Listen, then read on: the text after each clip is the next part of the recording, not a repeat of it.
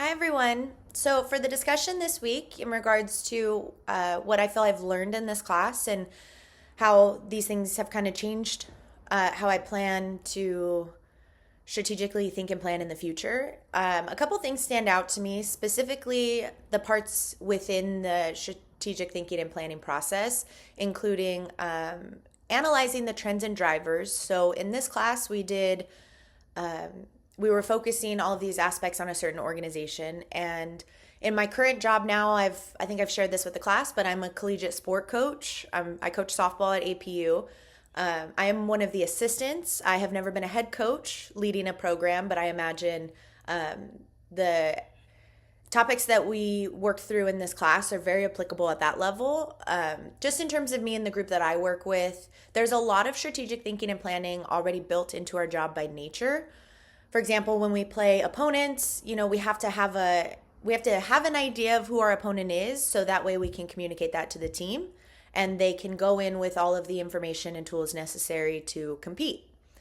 I also don't just show up to practices with a random practice plan idea. Everything's kind of strategic for how we want to build towards the end of the year when that's where we want to be our best.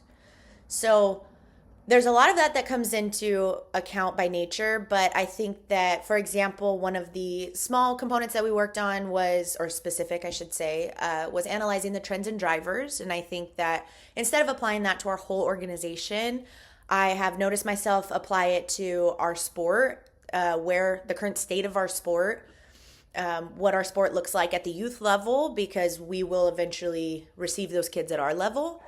And then what kind of drivers are important to the group we have, the upcoming generation, as well as the sport.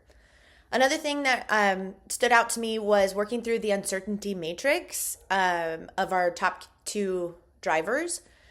And I think just that idea of being able to anticipate uncertain but plausible outcomes based on a decision has already kind of stuck with me, and something that I want to apply in my career and in my profession, just to make sure that I am considering everything. One of the topics on our end of the term paper is around our headline from the beginning of the term, and mine was adapt and overcome.